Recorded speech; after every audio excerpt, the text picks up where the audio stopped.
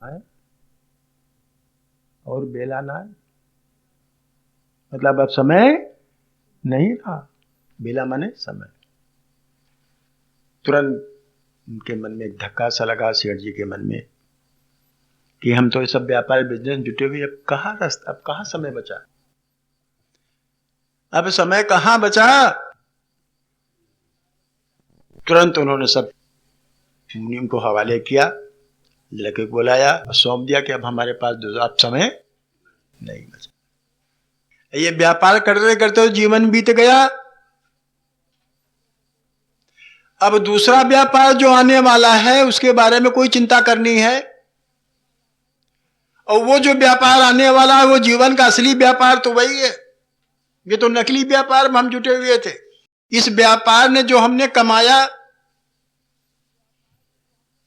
इस बिजनेस में जो हमने कमाया, वो ये सब सामने है,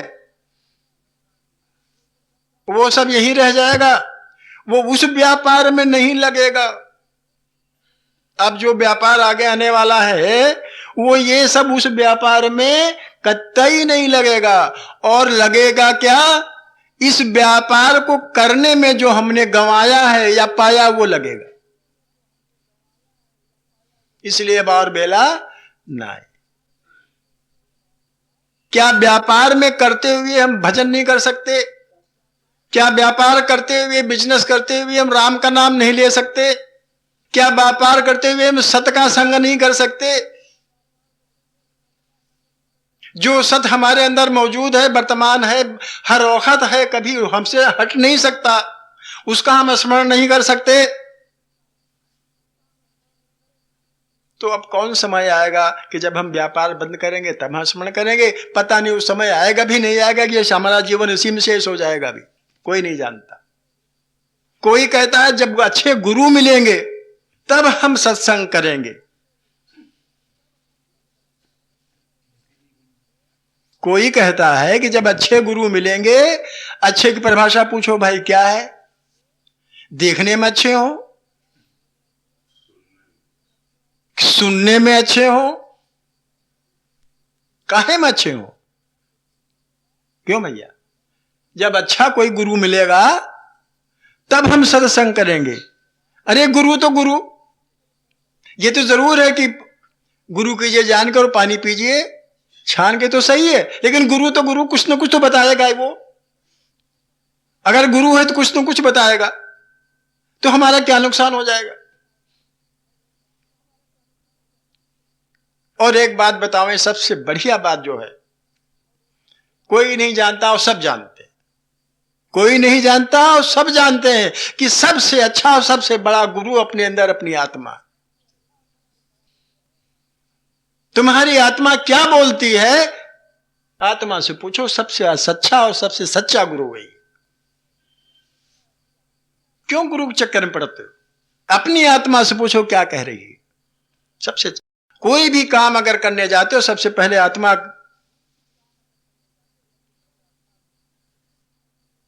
के अंदर कुछ न कुछ होता जरूर है।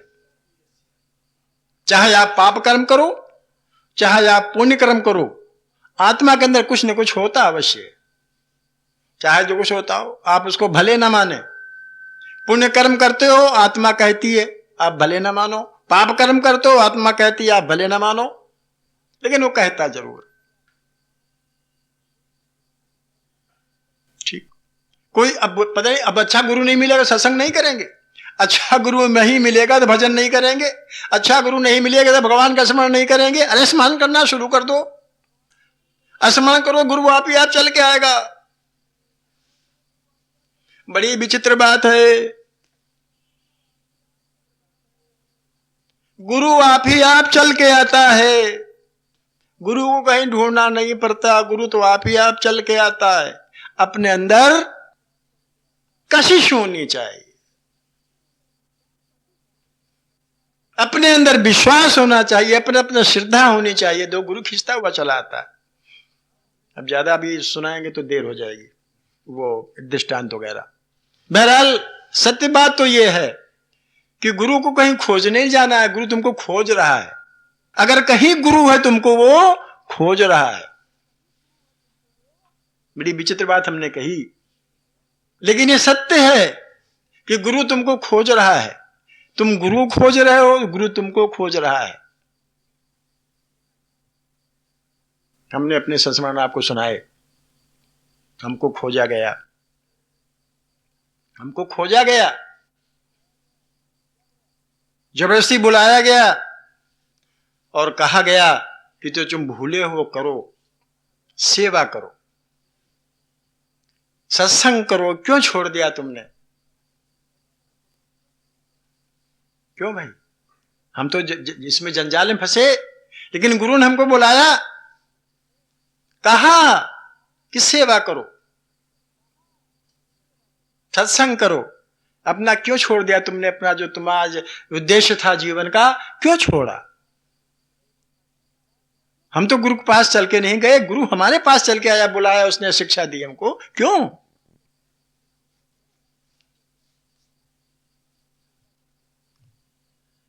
हम डॉक्टरी पेशा करते हैं, हम चाहते हम भी लाखों पैदा कर सकते थे, हम भी कोठियां खड़ी कर सकते थे, लेकिन ना, हमारे गुरु का आदेश नहीं है। हमें केवल आदेश मिला है सेवा करने का। बस स्वल्प लो और सेवा करो, सत्संग करो, जो तुमको मिला है वो बांटो सबको, ये आदेश है। ठीक है भैया ना? तो गुरु जो है वो उसको खोजने नहीं जाना है, वो गुरु चल के आपके पास आएगा, लेकिन आपके अंदर सत्य होना चाहिए, आपके अंदर खोज की भावना होनी चाहिए, आपके अंदर मनुष्यता होनी चाहिए, मनुवादिता न होनी चाहिए।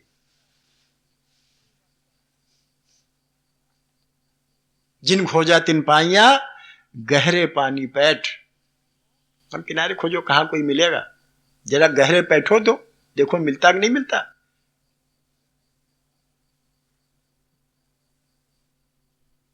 तो मंदिर जो है वो हमारी अस्मिता है। मंत्र जो हम रटते हैं, जो हम जाप करते हैं, मंदिर में बैठ करके कर जाप करेंगे तो उसकी ऊर्जा मंदिर में भी रहेगी और हमारे अंदर भी रहेगी,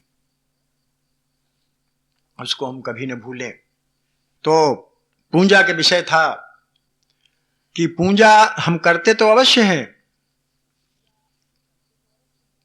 पिछली बार हमने आपसे कहा था ना कि पूजा और प्रार्थना, याद है आपको?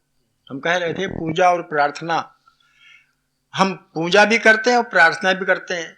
कोई अकेले प्रार्थना करता है, पूजा नहीं करता, कोई पूजा करता है, प्रार्थना नहीं करता, और कोई प्रार्थना पूजा दोनों करता है और सब एक ही है, सब एक ही है। कोई कहता, पिछली बार हम वो ले लें थोड़ा सा, कि कोई कहता है कि भगवान, जो पूजा करता है वो भी यही कहता है, जो प्रार्थना करता है वो भी यही कहता है। जो पूजा करने बैठता है तो निरुद्देश्य नहीं करता, कोई न कोई उद्देश्य पूजा का निश्चित रूप से रहता है।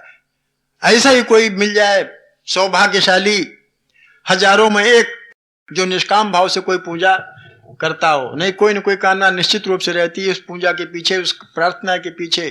कोई कहता है भाई भगवान हमको फलानी जगह पे फलाना ऐसा करो तो ऐसा हमें दे देना। कोई कहता है कि अच्छा चलो हमारी नहीं सही, अपने मन से आओ जो दे देना। कोई कहता है हमारी कोई इच्छा नहीं, जो समझ में आए उसे दे देना। लेकिन ये कोई नहीं कहता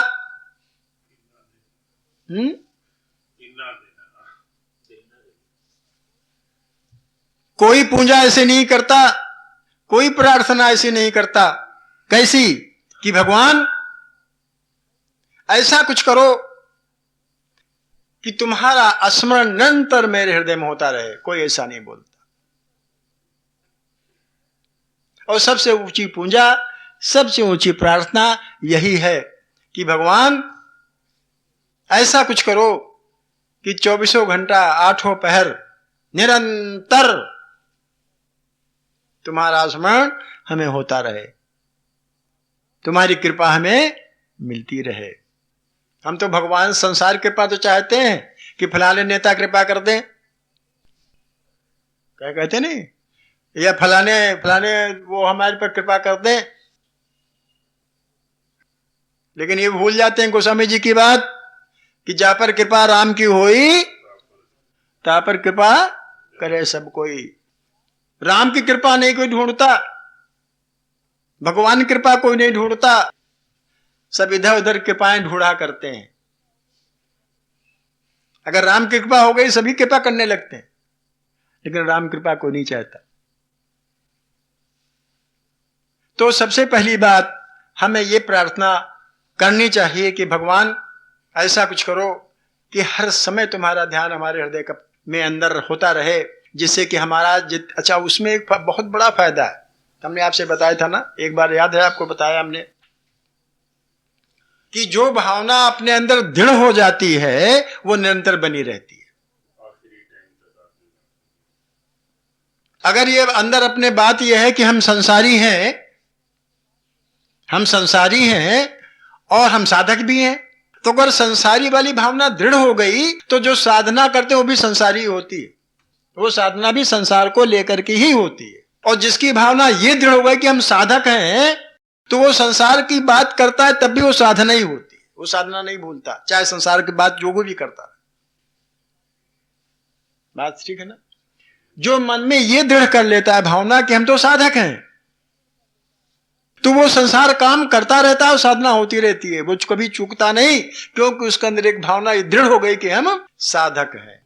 जैसे हमने उदाहरण दिया था कि कोई भी लोभी जो व्यापार करता है, याद है आपको, वो ऐसा कोई काम नहीं करेगा जिसमें उसको घाटा लगे, ऐसा कोई काम नहीं करेगा जिसमें उसको घाटा लगे, क्योंकि ये भावना उसके अंदर दृढ़ हो गई कि हम मुनाफा के लिए व्यापार करते हैं।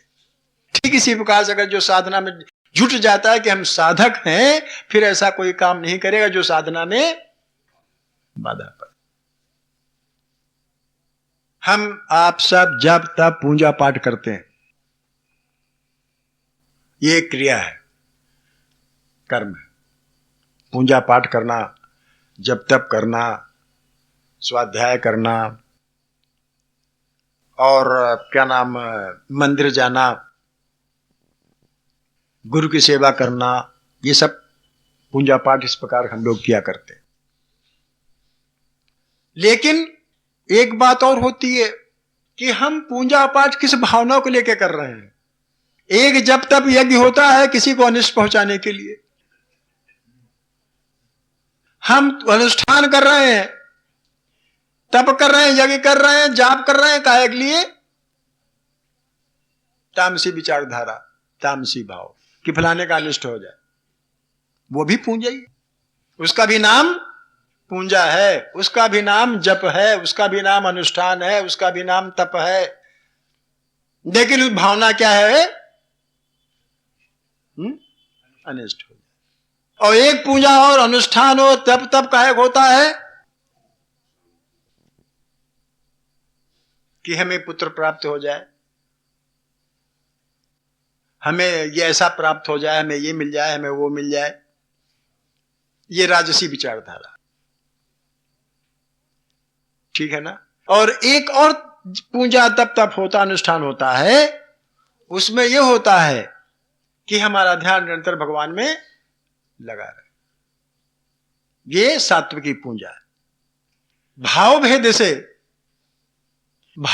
से पूजा भेद हो जाता है, भाव भेद से प्रार्थना भेद हो जाता है। जो तामसिक पूजा करते हैं, जो तामसिक वृत्ति रखते हैं, वो घोर नरक में जाते हैं। याद रखिए इस बात को, हमने देखा हुआ है। तू कहता कागज की लेखी, मैं कहता आंखों की देखी। और जो सत्य की पूजा करते हैं, सत्य की प्रार्थना करते हैं, सत्य की पाठ करते हैं, सत्य के अनुष्ठान करते हैं, वो घोर नरक में तो नहीं जाते, कर्मानुसार उनको अपना फल मिलता,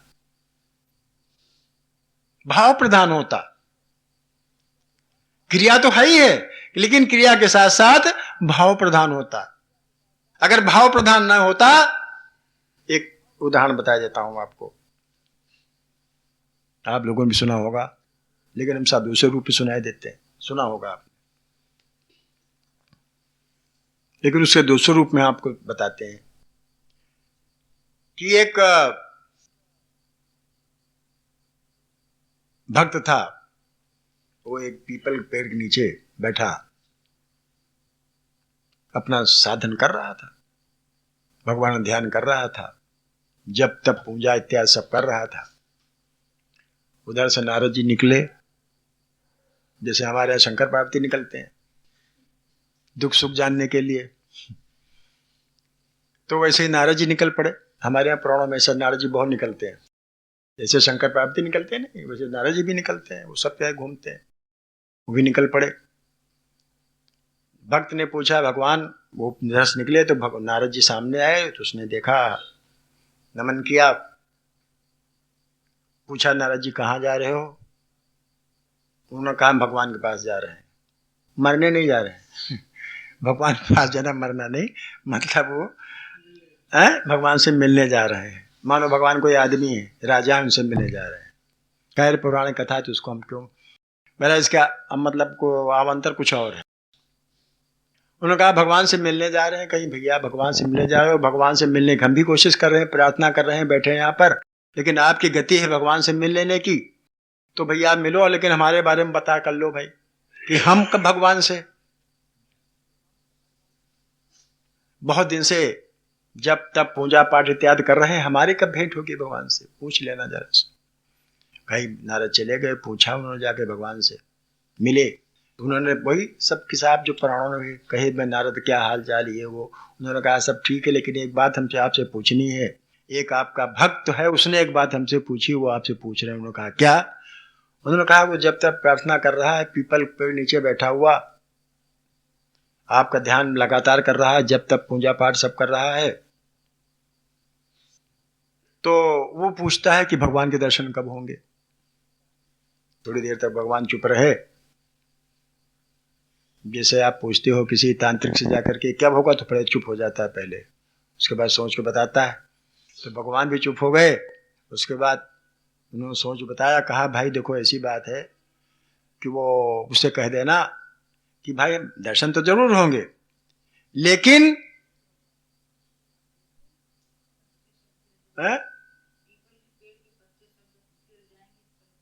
कि पीपल के पेड़ में जितने पत्ते हैं उतने वर्ष जब बीत जाएंगे तब भगवान के दर्शन होंगे। नारद जी बड़े चौकन्ने होंगे, ये तो बात बड़ी गड़बड़ है भाई, क्या करते भाई, तो भगवान कथन हो चले आ करके फिर आए। जब रास्ते पूछा, फिर उसने पूछा कहिए कोई हमारी वार्ता हुई?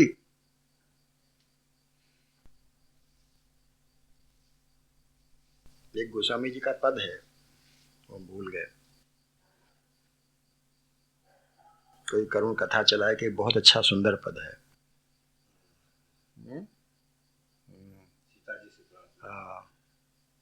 कि भगवान हमारी भी कोई करुण कथा सुना करके भगवान को हमारी भी याद दिला देना, वो भूल गए। बहुत सुंदर पद है। हाँ, विनय पत्रिका में कोई बहुत सुंदर पद है। प्रार्थना करता है कि हमारी कोई करुण कथा चला देना भगवान के सामने, और उसमें मेरी भी एक अर्जी लगा देना। खैर, तो उन्होंने कहा हाँ हमने कहा, और भगवान ने क्या उत्तर दिया, बड़ा गड़बड़ है, तुम न सुनो, ज्यादा अच्छा है। अरे कहने लगे भगवान ने कहा तो क्यों न सुनूंगा, जरूर हमें सुनाइए। उन्होंने कहा भाई इन्होंने ये कहा है कि पीपल में जितने पत्ते हैं, जिस पेड़ के नीचे तुम ये सब कर रहे हो, उतने वर्ष जब बीत जाएंगे तब भगवान के दर्शन होंगे। उसने कहा हाँ भगवान के दर्शन होंगे। कहने की तो भगवान ने जब कहा दर्शन क्यों नहीं होंगे? कहने भगवान दर्शन होंगे, कहने कहा होंगे, बस इतना सुनना होगा कि वो उस आनंद मग्न हो गए कि भगवान के दर्शन होंगे। वर्षों के कुछ लेना देना नहीं, भगवान के दर्शन होंगे। इतना सुनकर के वो इतना आनंदित हो गया कि वो नाचने लगा, इतना ज्यादा आनंदित हो गया, आनंद से भर गया तन मन शरीर, वो बिल्कुल एकदम प्रफुल्लित होकर वो पगला हो गया उसी आनंद में, और विह्वल हो गया। कि हाँ भगवान दर्शन होंगे, और भगवान तुरंत प्रकट हो गए। अब नारद जी बड़े परेशान। अब नारद जी बड़े परेशान कि झूठ, भगवान भी झूठ बोलते। हम लोग तो झूठ बोलते ही हैं, भगवान भी झूठ बोलने लगे। कहा तो अभी थोड़ी देर पहले हमसे ये कहा कि जितने पीपल के पेड़ के पत्ते हैं उतने साल जब बीत जाएंगे कहीं तब दर्शन होंगे, और ये तो यहीं खड़े। तो भगवान प्रकट हो जाता है ना, भगवान प्रकट हो जाता है। अब वो तुरंत भगवान के चरणों में गिर पड़ा कि भगवान वाह क्या हाल हुई। अब नारद बड़े चौकन्ने हुए कि ये तो बड़ी विचित्र बात हो गई, हमसे झूठ बोला इन्होंने। सबसे तो बोलते बोलते हमसे क्यों बोले? भगवान झूठ भी बोलते हैं, पुराणों में है ऐसा। भगवान शंकर झूठ बोलते। आज टीवी देखो, सीरियल देखो, टीवी के जो आ रहे हैं इतने भद्दे आ रहे हैं कि लगता है कि फोड़ दे टीवी। देखने जी नहीं चाहता, ऊल जलूल बातें देवताओं के संबंध में ऊल जलूल। हम लोग आराम चाव से देखते हैं, कोई कुछ नहीं कहता। वो शंकराचार्य भी देखते होंगे लेकिन वो कुछ नहीं कहते। कैसे शंकराचार्य हमारी समझ नहीं आता। ऊल जलूल बातें क्यों दिखाते हो हम लोगों को भाई? भगवान शंकर ऐसे आचरण करते जैसे हम लोग भी ना करते होंगे, ऐसे आचरण भगवान शंकर करते हैं टीवी में। ऐसे आचरण जैसा हम लोग भी ना करते होंगे, ऐसे आचरण वो टीवी में भगवान शंकर करते हैं, भगवान विष्णु करते हैं, भगवान क्या करता है, ऐसे आचरण करते हैं। शर्म आती, कोई कहने वाला नहीं। खैर, तो नारद जी बोले कि भाई तो झूठ बोलते। पूछा उन्होंने कि भाई क्या हुआ?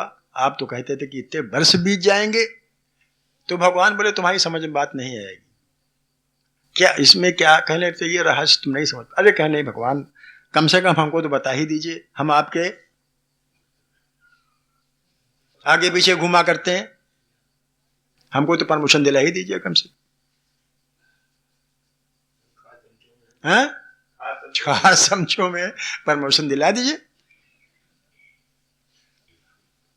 इतना तक काम कर देते हैं आपका, घर के सब्जी ला देते हैं तो परमिशन तो मिल ही जाएगा।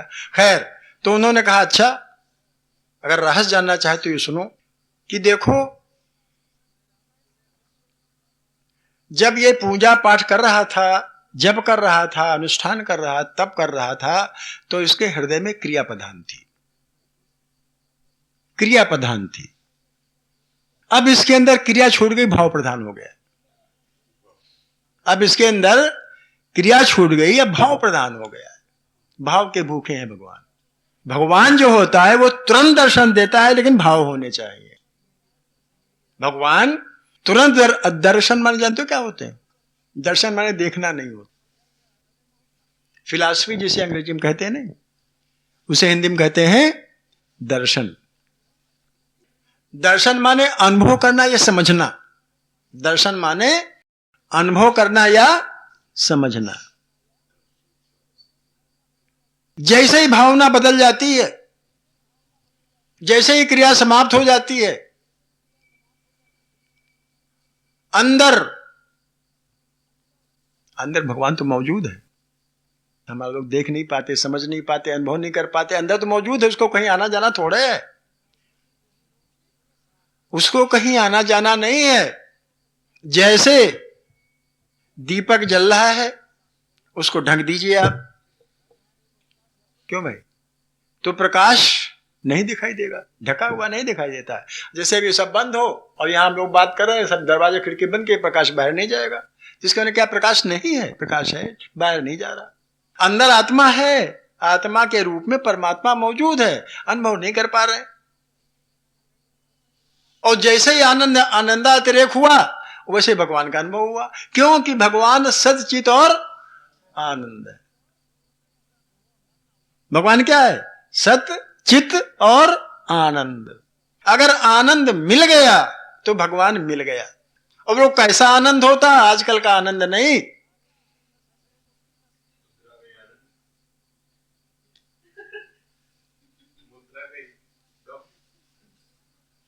विषयानंद नहीं, ब्रह्मानंद।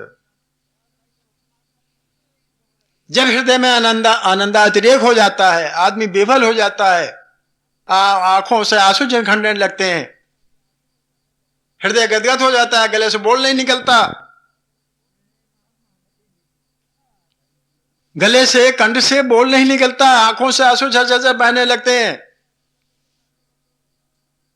उसे आनंदा अतिरेक कहते। और वो आनंदा अतिरेक किसी परिवारजन का नहीं होता, वो भगवान का आनंदातिरेक होता है, परमात्मा का आनंदातिरेक होता है, क्योंकि वो अंदर मौजूद है। तुरंत अनुभव हो जाता है कि तो होता अंदर हमारे मौजूद है, लेकिन करके तो देखो जरा, हम लोग कर नहीं पाते, विश्वास नहीं कर पाते, दृढ़ता हमारे अंदर नहीं आ पाती, भगवान के प्रति हमारे अंदर दृढ़ता है ही नहीं है। कहने कहो कहते हम भगवान को बहुत मानते, कहने कहो कहते हम तो 24 घंटा पूजा करते रहते, कहने कहो कहते, लेकिन जब मौका आता है तो भगवान से विश्वास आप फट जाता। अरे भगवान तुमने ये क्या किया, तुरंत आदमी कहता है भगवान तुमने ये क्या किया, ये क्यों कहता है आखिर, इसके मन पर उसको भगवान के ऊपर, बड़े बड़ों को हमने देखा, बड़े बड़े साधु संतों को हमने देखा कि तुरंत मुंह से निकलता है भगवान तुमने। तो दर्शन ये ना समझिए कि दर्शन उसको भगवान, जो ये कथा है पुराण की, वो कथा तो कथा अलग है कि भगवान प्रकट हो गए और भगवान के दर्शन उसने किए और भगवान ने ये कहा, लेकिन अंतर कथा ये है, आनंद की बात ये है, प्रकट होने की बात ये है कि अंदर आनंद प्रकट हो गया, अंदर अपने आनंद प्रकट हो गया। और आनंद परमात्मा का एक लक्षण है, आनंद परमात्मा का एक तत्व है, सत्य चित और आनंद एक ही अगर मिल जाता है तो दोनों आप ही आप मिल जाते हैं। अगर आनंद मिल गया तो चित और सत आप ही आप आ जाते हैं, और अगर सत्य मिल गया तो चित और आनंद आप ही आप आ जाते हैं, और अगर ज्ञान मिल गया, चित मिल गया तो सत और आनंद आप ही आप आ जाएंगे। एक चीज मिल जानी चाहिए कोई,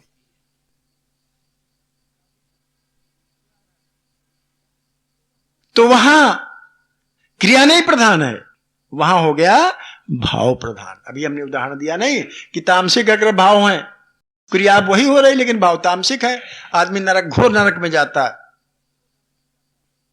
गोस्वामी जी ने कहा नहीं कि हम लख हम हमारे के बीच, अलख अलख तू क्यों कहे राम नाम जप नीच। तुलसीदास जी ने देखा तभी तो कहा, मैंने भी देखा अपनी आंखों से, मैं आपसे वर्णन कर रहा हूं कि घोर नरक में पड़ता आदमी, चाहे परलोक में हो चाहे इस लोक में हो। अर्थात जो लोग दिखाई नहीं देता चाहे वहां हो, और जो लोग दिखाई देता है चाहे यहां हो, दोनों जगह नरक है। आदमी जन्म लेकर भी नरक भोगता है और जन्मा रहकर भी नरक भोगता है, दोनों जगह नरक भोगता है। तो भाव प्रधान होना चाहिए।